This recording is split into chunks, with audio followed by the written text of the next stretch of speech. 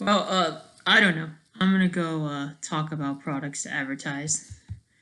This podcast is actually. I didn't see that. I'll just do a little parody. This is brought to you by Amazon. This is funny. This is brought to you by Amazon. Well,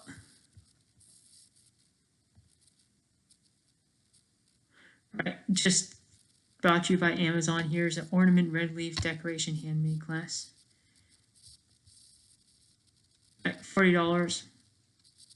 Everyone buy one. Going free. You know what's kind of funny? Amazon is probably one of the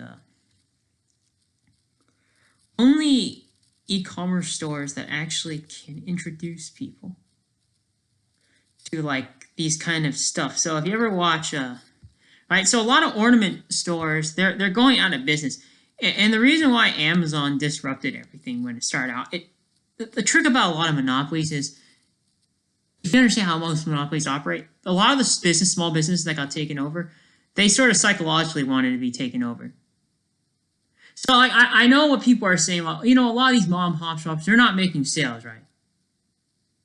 And it's like, well, I saw them taking away customers, but what if I told you that maybe the customers were already thinking of already not purchasing stuff from you, and it's always timed with a new company emerging, right? If you're a Christian, you would believe that, right?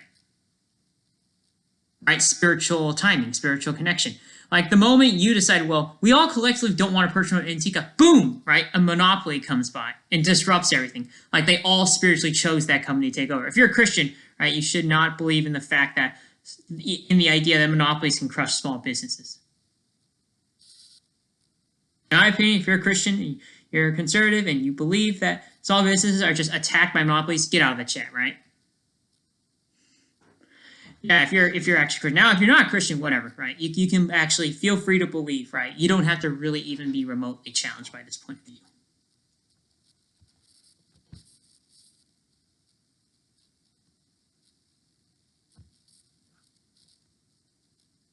Right, so why is this important? Because there's no way antique shops. So here's the problem with monopolies with this, right? They chose it. So here's what it is.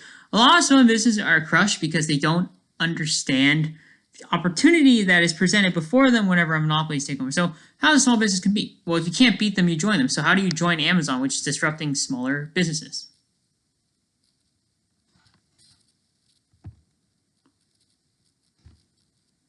Right, I'll tell you how. This is how you set up your own e-commerce store if you're an antique business and you're threatened by Amazon. That's what you do. And you make more money that way. Right? And even if you can't sell the antique, you can always give a discounted one. It's like kind of like Groupon. You can use a Groupon system. And then you can introduce people to your e-commerce store, which is located in so-and-so direction.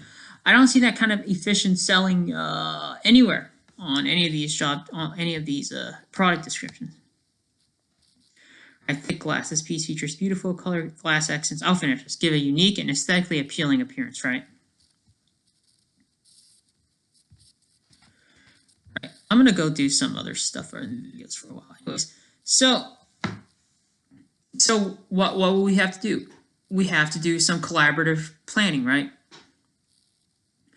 We have to reshift our collaborative planning strategy, right? Negotiating a front-end agreement that defines the responsibilities of the companies that collaborate with each other, right? Right, so we're going to negotiate a front-end agreement where we have the front end and the back end, right? And the front end it's part of our planning, right? It's part of our collaborative planning. Our front end are the distributors we deal with immediately, right? They're dealing with the customer. They're dealing with the customer side of the operation. Right? And the customers do business with each other. Right? The customers just do front end. Yeah, and so what are the distributors, supply chain distributors that deal with customer service? It's any of the companies that deal with customer service, right? You have to do a joint business plan with your suppliers, with your distributors. Who might they be? I don't know. Right? They could be your product suppliers for your backend help. Right? They could be, or they could not be. And this is something worth talking about because you're Amazon, you're an Amazon, you think, well, it's going to cost more to restructure my global supply chain. That's one of the main complaints, right? Not so. A lot of people's problem is they just like to complain. They're like the workers of the corporate world. They all like to complain about stuff. I don't complain ever when I work in a workplace. You don't complain, period. And there's a reason why. Because you aren't starting your own business by back then. I always thought everyone understood that context.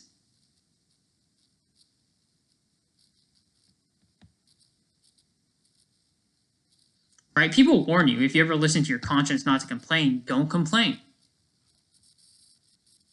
You don't have to understand the whole context of life. You just have to know when something's a stupid idea.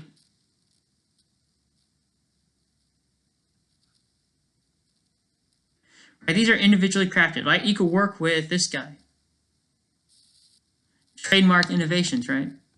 Is it the same company? I don't actually know. And Cansony, they could work together. How could they be a front-end distributor? So let me go look at my terms and see if I'm back-end distributed systems. Right, back-end code to a peer-to-peer network, right? They're responsible for building. They use multiple components, so they're responsible for the database. Backend. Yeah, I'm right. Okay, so yeah, I'm correct about this. Database is not in the global supply chain things is not dealing with the customer. They're dealing with the infrastructure of the company, the resources, and the intermediaries that deal with how to handle those resources right in a marketable way. Those are your distributors. So maybe these two companies have both a front end operation and a back end. You can still have the same supplier that does back end do front end. Why not? And that's why I don't like most stores, because they don't think about this, right? I don't like the news coverage about a monopoly threatening to destroy a company.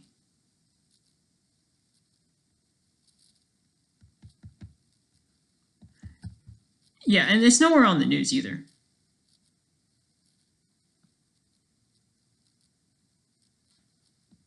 Yeah, and if you're not thinking about that when you work for a company, you might as well be a brain in a jar, right? Because you have to think about that. Like, and this is why I complain about teachers when I go to school, because it's like, I understand they suck, right? Some of the teachers out there, I don't want to give names anymore because I'm not sure if school pays off anymore. But anyways, you still do. You still have to remember the context of why you're complaining. You're trying to game the system. Because everyone else gamed it, therefore you should too. Why not? It's only right that I do it too. That's what life is about. Everyone's trying to game each other. We all game it, and there's nothing wrong with that, but you have to be honest at some point if you want to keep any system running. If you're not honest, how does anything work? And this is the problem I have with like a lot of people. They just don't know when to stop. And that's kind of why politics went down south, right? Because people don't know when to stop. Back then, they knew.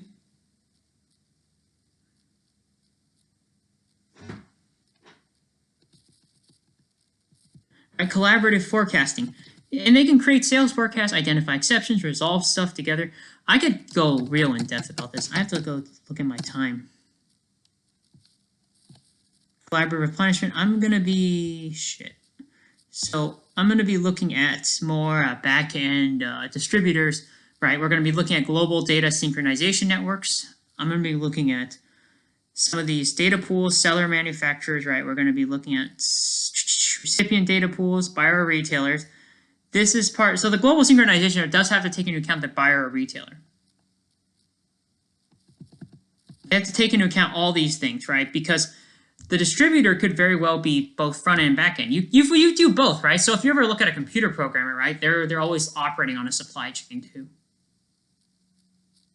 gotta get out of here. Jesus Christ. All right, I'm done here.